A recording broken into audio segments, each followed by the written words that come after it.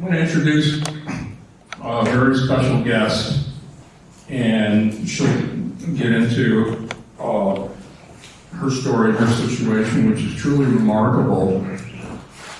And I remember when I first met Alison, and she asked to speak with me, and and she just, like a lot of you here today, she has a personal story you'll hear about, but she wanted to make a difference and get involved.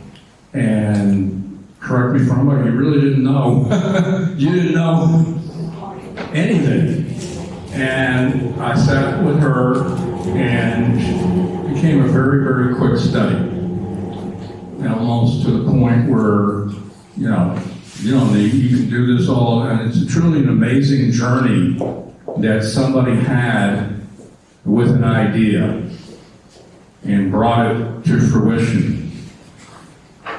She's the recipient of one of the National Foundation for Improvement of Justice Awards for her work on behalf of victim advocacy, and I can't think of a better person to talk tonight than someone in this room who's actually walking a lot of times in your shoes. And she'll tell you from start to finish. So I'm going to introduce Alison Steele.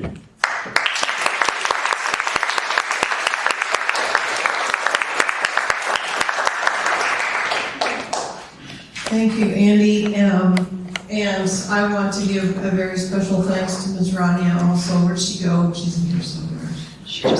Anyway, it was Ms. Rania that introduced me to Andy back in 2019. And of course, on my opening slide here, you will see our favorite rock star front and center. That image to the far upper right there is from our House Committee testimony, and Andy came up to support us in that effort, and we were very successful, as you'll see. But I want to position ourselves here. I titled this presentation "Lessons from a Mom," but what I'm going to do tonight, for time reasons, is I'm going to start by focusing just on the lessons that I've learned from a personal standpoint. After the 2019 legislature, it was so complicated, and Andy will confirm, and he's given you a sense. It's like drinking from a fire hose, the old proverb, going to the legislature. I didn't know a thing before making this effort, and as soon as the session was over, I was like, I gotta write all this down. I gotta make a seminar or something, because there's so much information. And so I did that. The problem is it ended up being 2 or 3 hours long, which is too long for this kind of an introductory meeting. So what I want to do right here is just introduce you guys to the experience of what if you are one of those cases and you decide to take on this responsibility. What does that mean for you? How's it going to impact your life? Because you have to know what you're getting into, or frankly, it's kind of sort of going to drive you crazy. So let's get going here. Let's see if I can get my clicker to work. Yes. Now, first and foremost, I do get a tremendous amount of credit for this legislation, which is the Clear Alert legislation. I'll explain the scope of it in just a minute.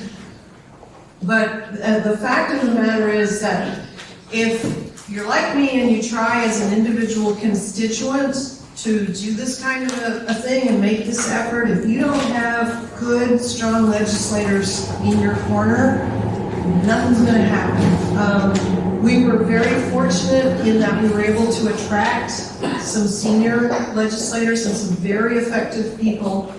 And importantly, you're going to hear me say this, if we do put together a subsequent type of seminar where we talk about, okay, let's get into the real nitty-gritty of the strategy, not just personal level, but testimony strategy and lobbying strategy and all of that mountain of information.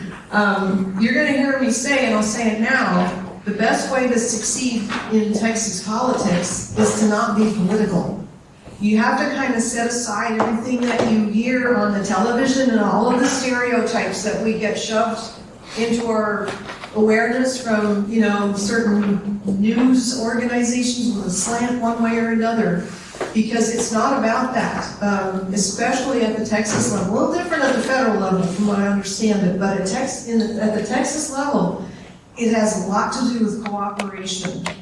And so what you see here, we had 5 joint authors in the House, and people love this image. What do you see? You see 5 smiling faces, born, making eye contact. You see men, you see a woman, you see black, you see white, you see Republican, you see Democrat, right? Everybody's on the same page. This was one of probably my most successful image I put on social media, and I didn't even try to get attention with it. I was just saying thank you. But this is what people want. They want cooperation and collaboration. And so, people would see this on social media and they're like, HB, what is HB 1769? What is that? I don't even know what that is, but I like it, right? I like it already just from looking at the image. And so without legislators in our corner, there's only so much we can do. It's not likely to be a success. The clear alert basically is an adult style alert, like an Amber Alert, only for adults. That's the most important thing to remember about it. I obviously was motivated by the murder of my daughter in late 2017. But right from the start, we knew that this kind of legislation was far larger than one case, and there's a whole story behind how we came up with the name and whatnot. But it's also important to remember that it is a multi-victim namesake law, and that had a lot to do with the success of it and the potential for it in the future, I think. All of those namesake victims, by the way, Andy and I did not coordinate on anything we're going to say tonight, but you're going to hear some overlap. They're what we call catalyst cases. And I see some familiar faces here tonight, but I actually see a lot of unfamiliar faces as well. And I'm not sure how many of you have been touched by violent crime. I know some of you have. But a catalyst case is a particularly awful type of crime that really grabs the public's attention and it just doesn't let go. And here you see some screenshots of some news coverage on 2 of our Clear Alert namesake victims, Shanti Billy and Aaron Rios Castro. And you'll notice 4th anniversary, and then another reference over here to 4 years. 4 years after these crimes, these murders were committed, this is still front page news. And that's the nature of a catalyst case. They have tremendous ability to capture the public's awareness and staying power. I had no idea when we started this that this was even a thing. I guess I just didn't pay attention or whatever. Now, if you decide to get into advocacy the way I did, you have to understand from the very beginning that you're taking a major leadership role, and the only way that we can be successful as leaders is if we prepare. Preparation is everything. This is my favorite quote here on the issue of leadership. The 3 essentials: humility, clarity, and courage. And you're going to hear me using those words through this presentation. So let's dive into that context and what this means. So, okay, let's start at the very beginning. Something really, really bad happened. Your loved ones paid the price. We legislate when things go wrong very often, well, in the criminal context, almost exclusively. When everything is okay, there's no need to make any legislation. So many legislative bills do create law enforcement tools, or they respond to problems within the system. But right there, as soon as I start opening that can of worms and unpacking, what I tend to get from people is pushback, right? And a lot of people immediately recoil when I say, okay, let's just start talking about it, and maybe you have a situation, maybe you have a catalyst case where you can develop something if you want to. And they're like, whoa, no, I can't do that. You're smart, you can do that. I can't. I just don't have what it takes. And that's wrong. When I started this effort, I think I had been to the Capitol twice as a tourist. I mean, I knew it had really nice architecture and it smelled really old. I'm a science and technology nerd. I'm not this isn't my thing. I literally knew nothing. And it's intimidating. It really is, because you go to the Capitol, you're surrounded by extremely well-paid lobbyists and a lot of people who know exactly what they're doing, and they can just run circles around you is what it feels like.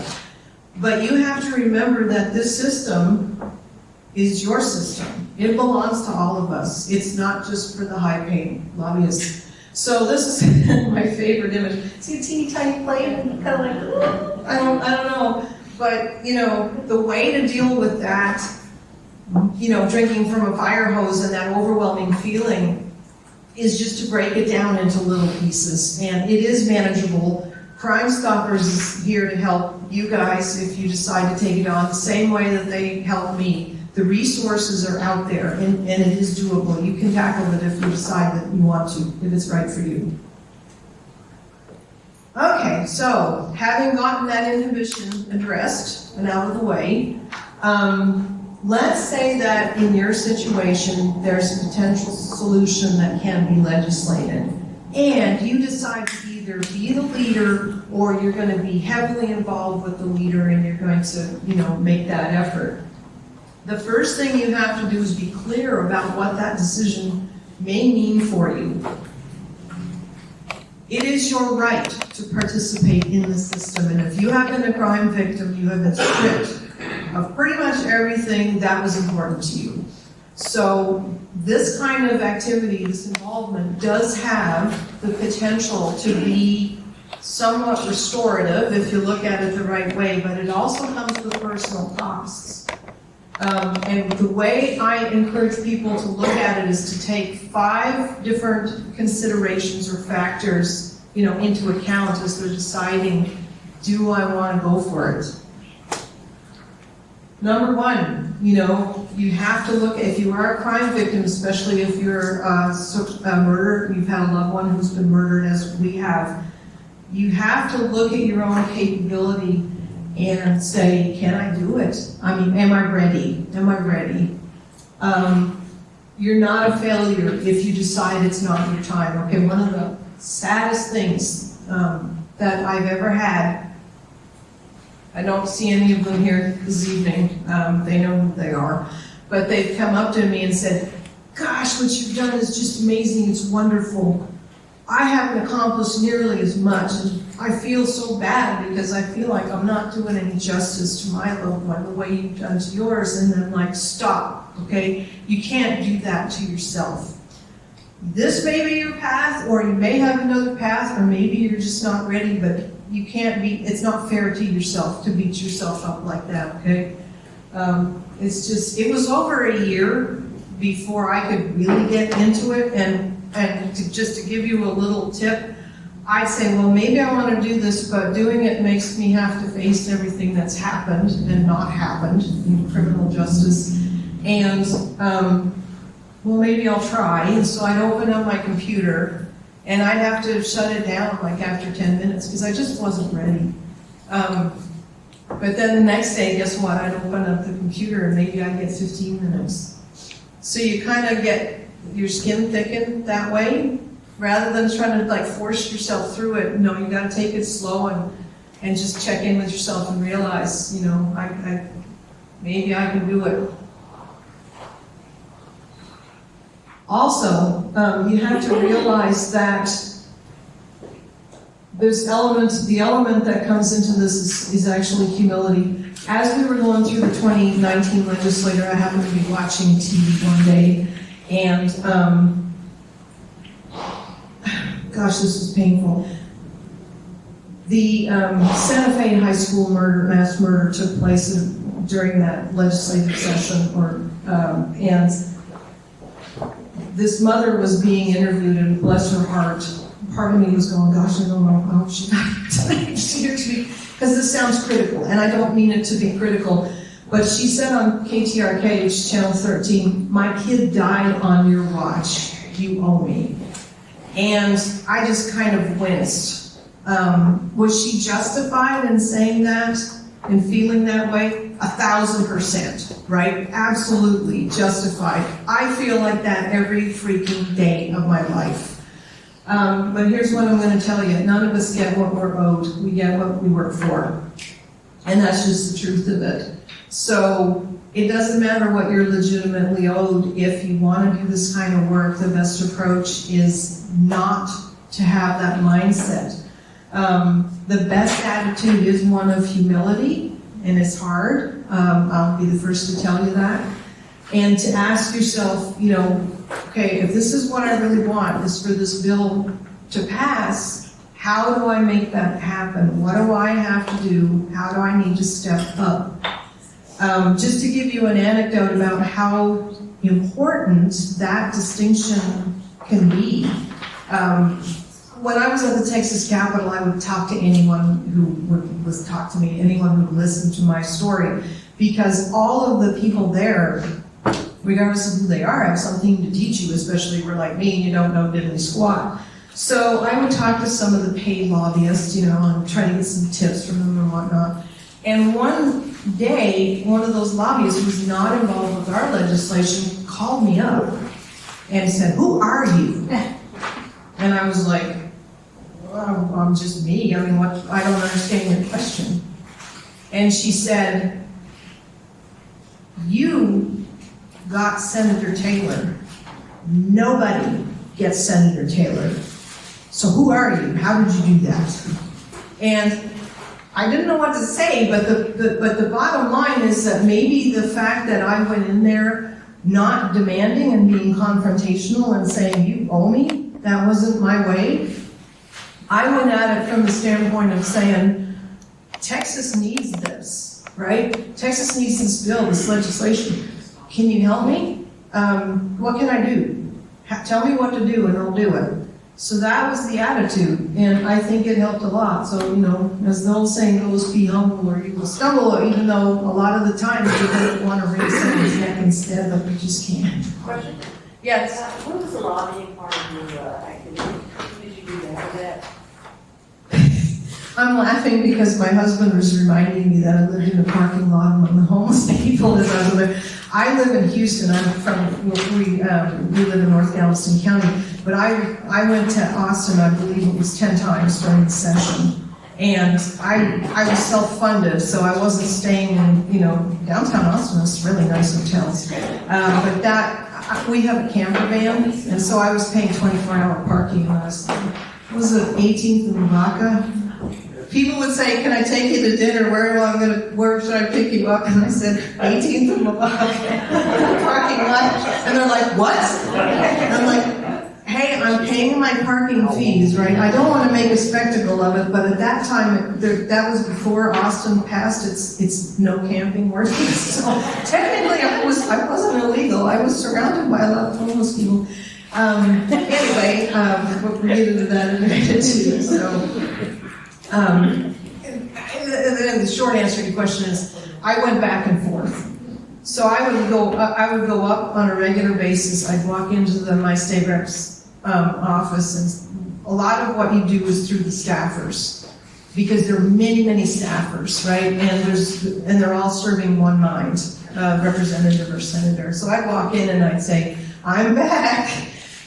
What needs to happen on this bill? Where's it at? Where's it going? What do we know? Who do I need to talk to? Tell me what to do." And I'm out that door and I'm not coming back until I do it. So that was kind of how that worked over and over and over again, living at the corner of 18th and Lavaca.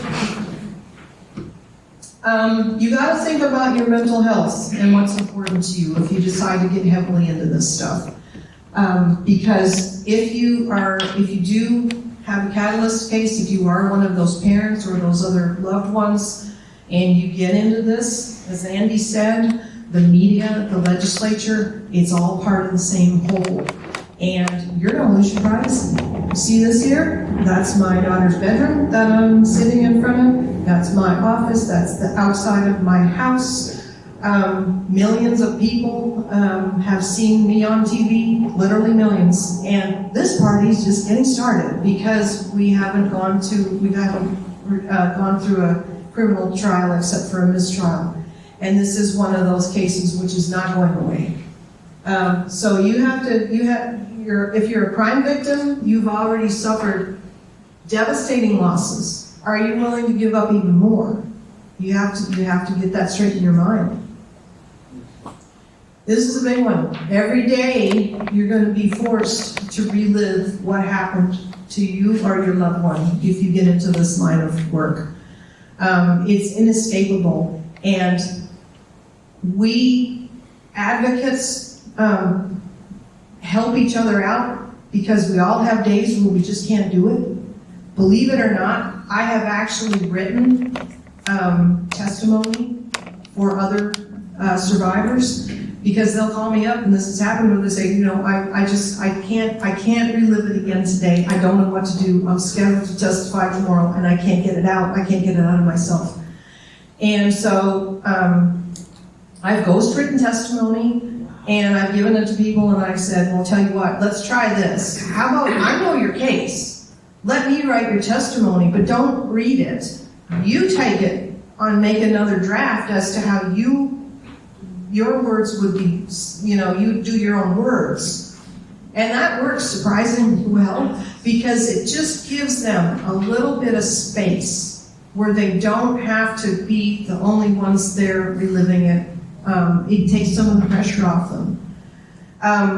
In my longer presentation where I talk about the real nitty-gritty of strategy, we actually went to the legislature twice. The 2019 session passed the Clear Alert legislation, but at that time we didn't have a name. So we had to go back in 2021 and name it.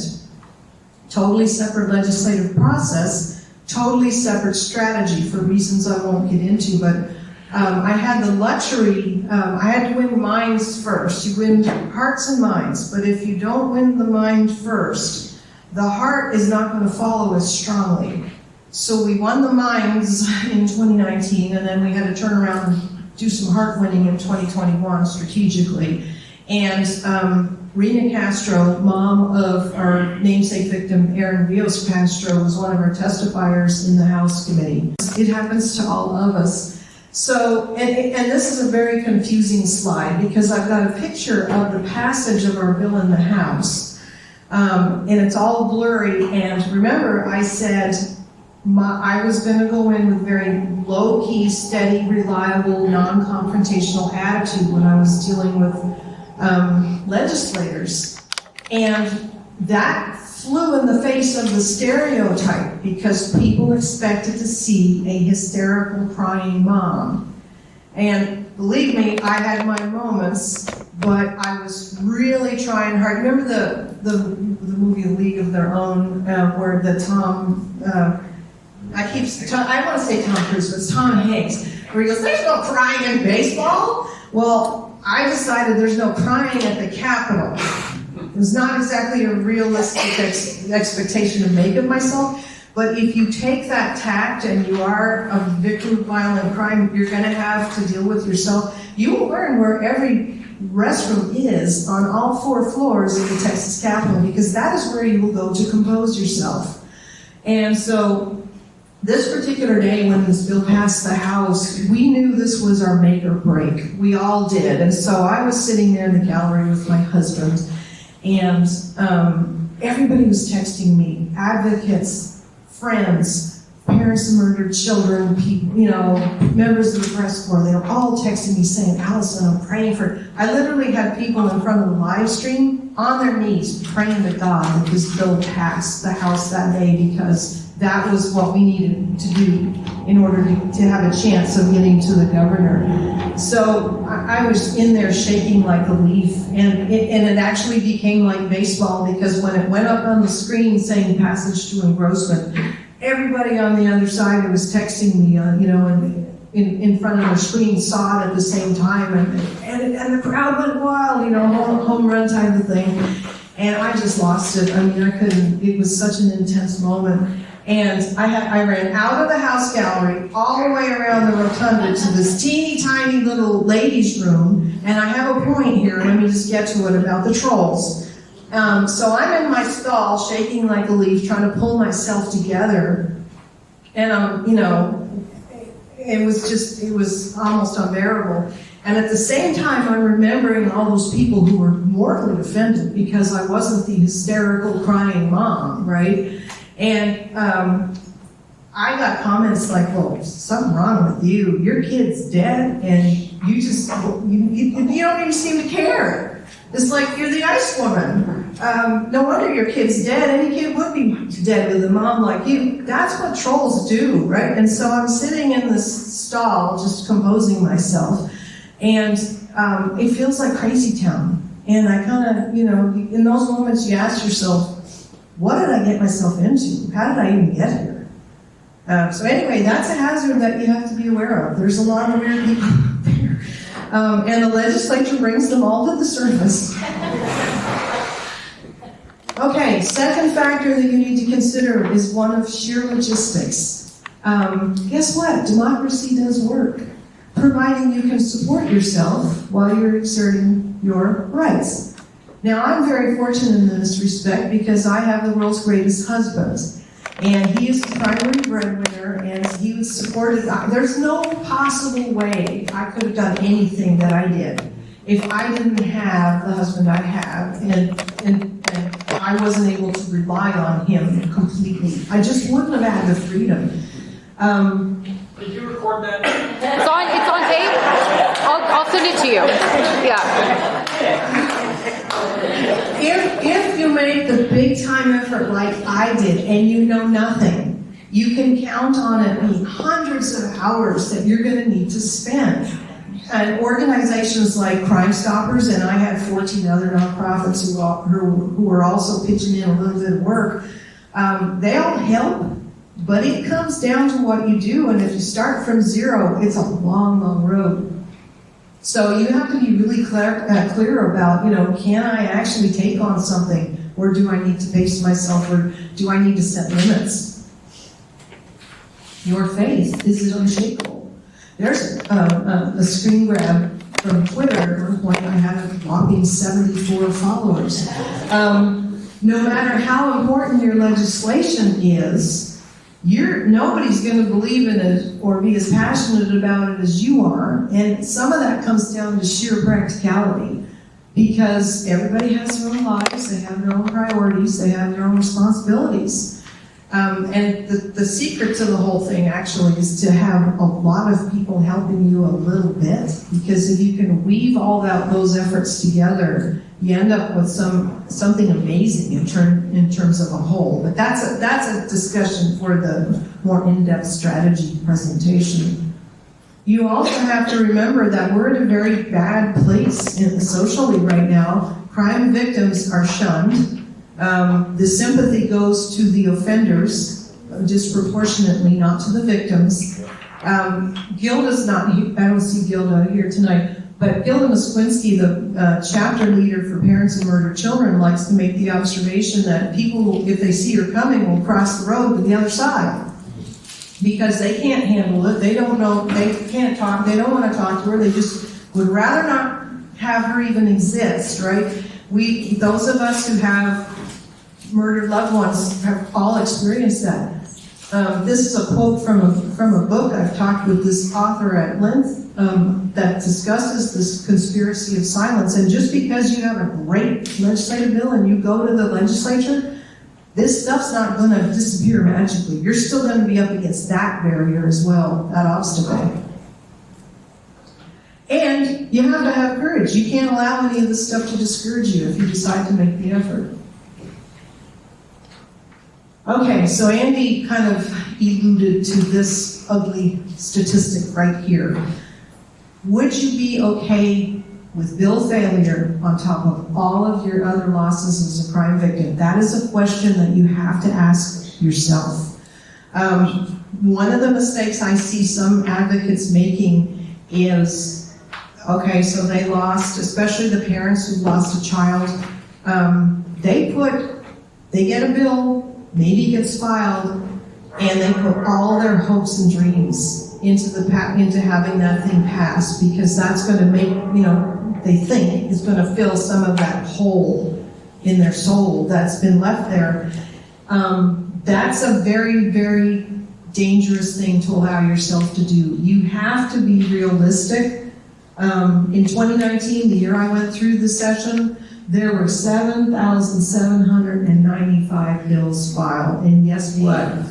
Everybody's competing, like Andy said, he described it in terms of the salmon swimming upstream, and most of them simply don't make it, okay?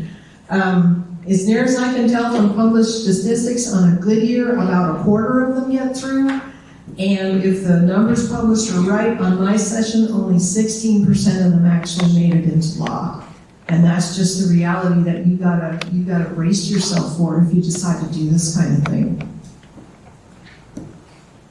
Clarity, here's another issue. How many laws end up on the books and then are not really, they don't amount to much. They just kind of get on the books and die there. You have to think about this too. It's like, well, what if it becomes an unfunded mandate? My participation may not end,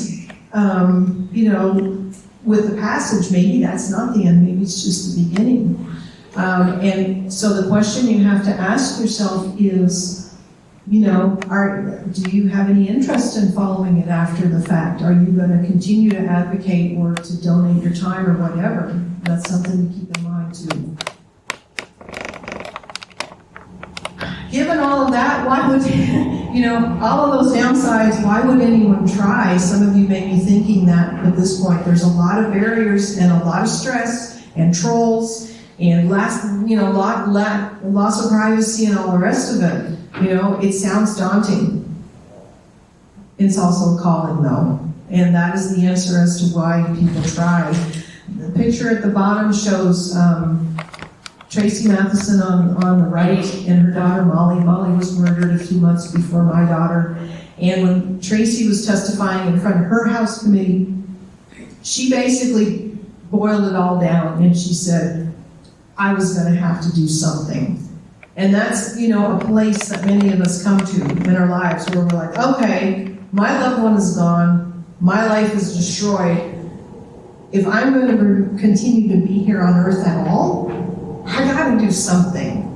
And so this is one of the things that I chose. Everybody has their own reasons for having it be a calling, spiritual, religious, secular, whatever.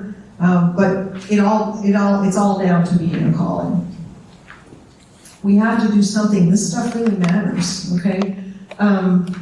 This is another quote I really like. The dead cannot cry out for justice. It's the duty of living to do so for them. That's kind of a restatement of proverb I have right here. Speak for those who cannot speak for themselves. This is a form of justice. It's not the only form, and it's not even necessarily the most important form. But in our case, our daughter has not received criminal justice yet. Civil justice? Nope. Social justice? Not really. But I'll be darned, she did receive legislative justice through this method, and that matters, okay? That's important. It's important to me, and it's important to Texas. My additional motivation, and this is something I encourage each of you to do, look for that thing which is the upside for you, even if your bill doesn't succeed. I highly recommend that you do that just for your own sanity. In my case, I was shocked. This was our first encounter, with the criminal justice system, the murder of our daughter. I had no idea the way any of it worked. And I was shocked and horrified to learn that kidnapping is so underperceived and underprosecuted. It's like it doesn't even exist. And so I thought to myself, well, maybe my bill won't pass. I have to be ready for that as a possibility. But if I can at least raise awareness and get this whole issue into, the public's mind, I've at least done something. And so here's a quote from one of the newspapers that interviewed me. The very fact we have no adult alert implies that adults don't really get kidnapped. This suggests something maybe magical happens around age 18 that suddenly eliminates or at least reduces the risk. And of course, it's simply not true. This was bonkers. We had Amber Alerts because we know kids get kidnapped. It doesn't stop at age 18. So that part of my, my backstop on total failure was to just get this message out there.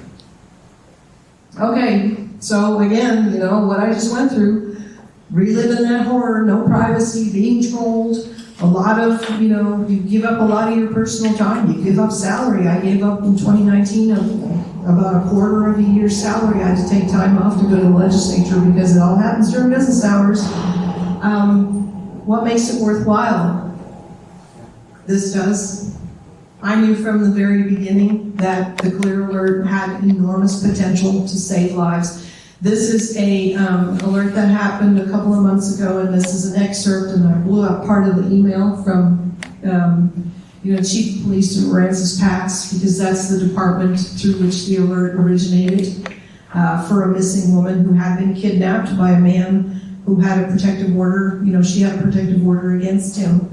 And, one of the things I encourage people to do too is you have to look at this type of experience of going to the legislature and trying to do this kind of thing you have to look at it within the context of your whole life, not just the pain in the moment of being trolled and losing your privacy and being an amateur in a professional's world and all of that stress.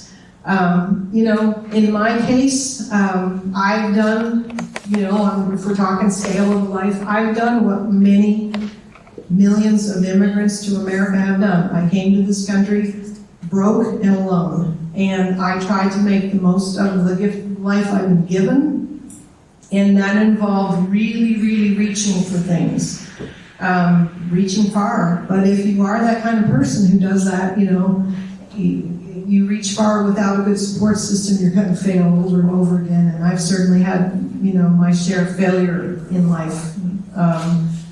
But at the same time, I had a few successes, and this is one of them.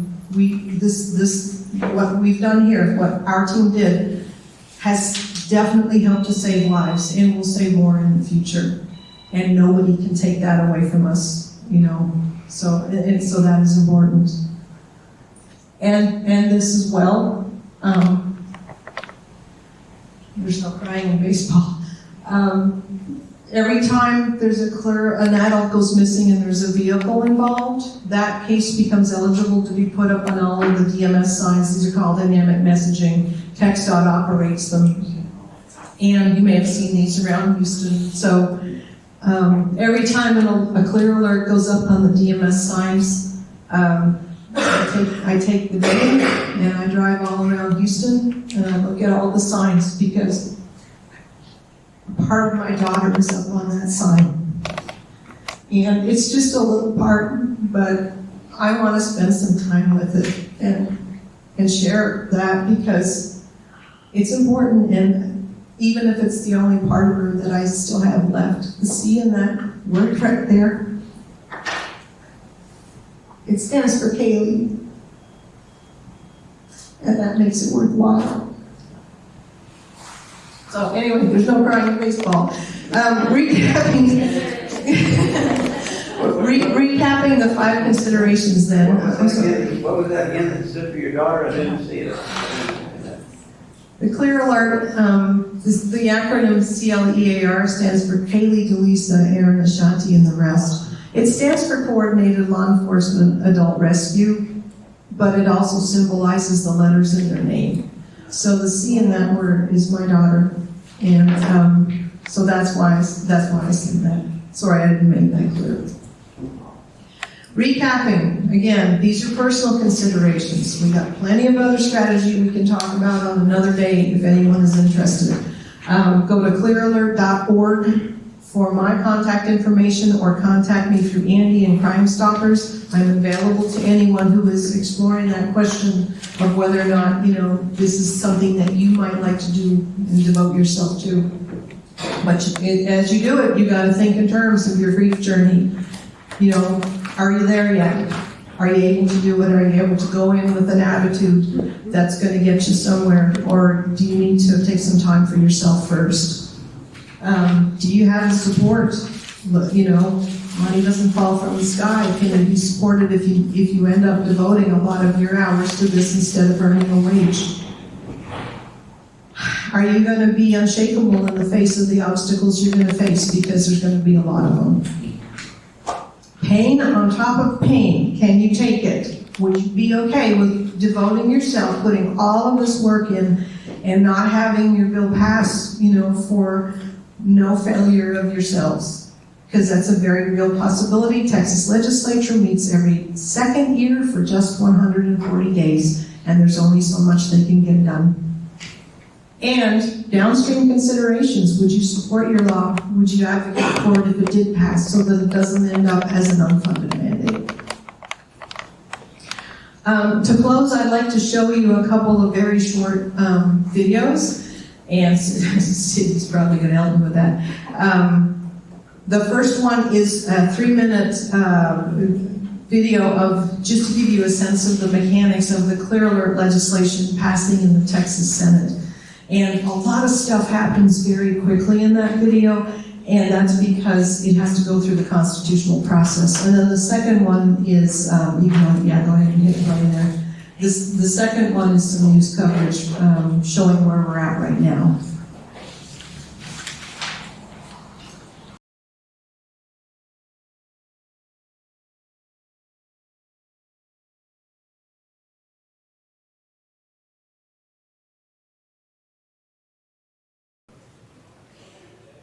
Senator Taylor, you're recognized to suspend regular order of business on House Bill 1769. Thank you, Mr. President. Members, House Bill 1769 establishes a statewide alert for missing adults that are in imminent danger or have been kidnapped or abducted. This legislation was followed at the request of one of my constituents. Since establishing the Amber Alerts for children, the state has expanded these alerts to include seniors, law enforcement, and persons with intellectual disabilities. Currently, there is a very large portion of the population for which there is no ability to issue a public alert. My constituents, Alison, Steele, and her husband, Lawrence Bateman, are here in the gallery with us today. If y'all would wave at us. Stand up, yes, please. Thank you. Their daughter, Kaylee Medadi, was abducted by someone she knew. Her friends knew that she was in trouble and called the police. She was taken from San Antonio, where she was attending Trinity University, and turned up in Luling hours later, badly beaten and unconscious. Sadly, she did not survive the attack. She drove by, I believe, about a dozen of these signs from where she was abducted to where they found her later. We don't know for certain an alert would have saved Kaylee's life, but I believe it might have given her a chance.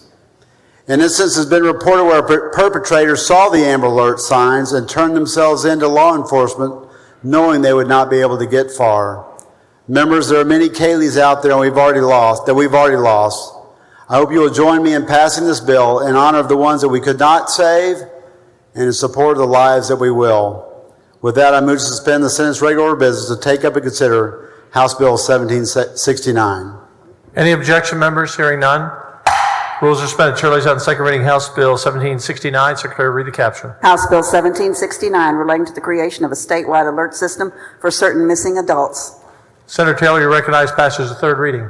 I move passage to third reading. Any objection? Hearing none. Bill passed the third reading. You're recognized to suspend the constitutional 3-day rule. So moved. Secretary will call the roll. Alvarado, Bencourt, 31 ayes, no nays. Rules suspended. Chair lays out on third reading and final passage. House Bill 1769. Secretary, read the caption. House Bill 1769 relating to the creation of a statewide alert system for certain missing adults. And I see your House author, Dr. Greg Bonin, is standing behind you. Thank you, Dr. Bonin, Representative Bonin, for bringing this bill, and Senator Taylor for being the Senate sponsor. You're recognized on final passage. Thank you, Mr. President. And I do want to thank Alison and her husband Lawrence for being here today in honor of their daughter. And with that, I move final passage. And to the family, we're so sorry for your loss and that you had to be here. But our members in the House and the Senate want to prevent this from happening again. Members, Secretary will call the roll. Alvarado, Bettencourt, 31 ayes, no nays. The bill is finally passed. Thank you, Senator. Thank you, members. Representative Bonin. Thank you, Mr. President.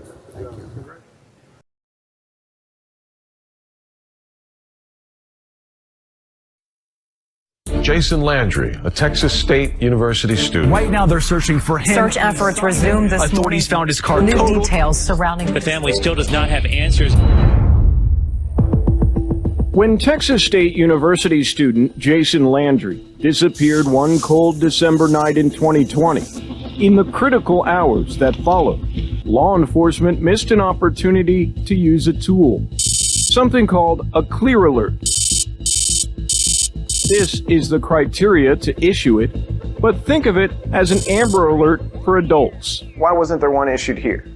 By the time we got involved on day 5, we wouldn't have met the nexus for activation. We will do clear alerts. I don't know why one was not issued initially. It seems like the initial stuff was not on track. Again, it's hard to argue that.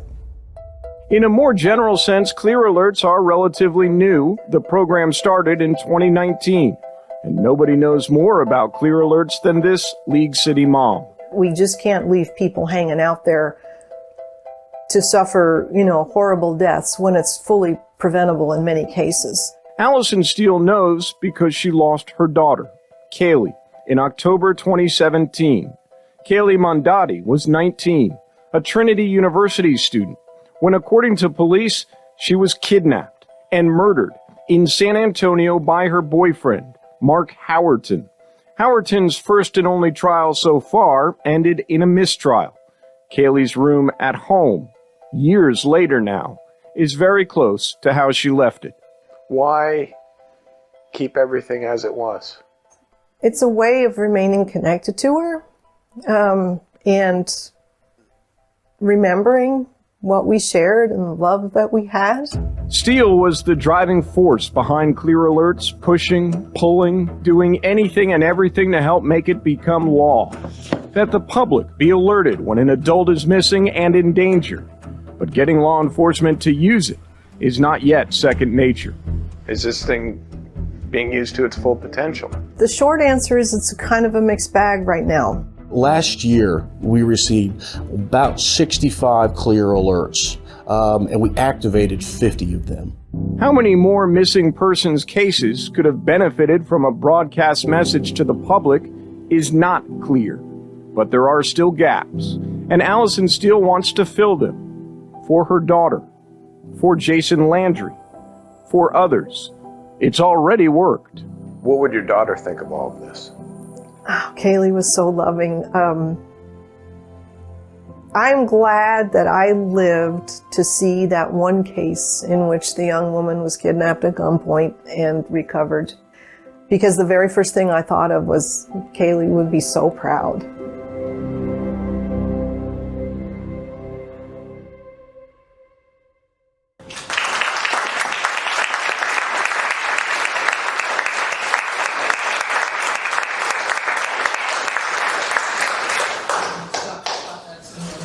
Does anybody have any questions? Yes? Did you have any kind of organized group against this bill? Oh my gosh, that is a complicated question. You heard the Lieutenant Governor say 31 eyes, no nays. Those were some of the sweetest words I've ever heard. We didn't have legislative opposition, but we had issues with other people wanting to kind of, because I was a nobody, right? And so there were people, I'm sorry, there were people who wanted a piece of the action, because if you go to the legislature with all of the failures and it's complicated. And so you're going to have people trying to steal whatever it is that you're working on. And in our case, it actually ended up being a difficult situation to manage, frankly. But we did manage it, especially with the help of DPS, and so that's a whole strategic story in itself. Is it your idea or? Credit. Take credit and actually take our bill and make it into something that they wanted, basically. Because who am I? I'm just a mom, right? I'm not, if you go as an individual and you're self-funded, and there's not a lot of power behind you, you're pretty vulnerable. It is like Andy said, salmon swimming upstream, right? But it's kind of like sharks. And you got to be really careful. Anytime that you start to achieve something and someone else is not achieving it, you're going to be a target. It's ugly truth. Any other questions? No? If not, again, please reach out if you guys are, want to discuss anything personally, one-on-one. Could I do this? I take those calls all the time. And thank you so much for your time.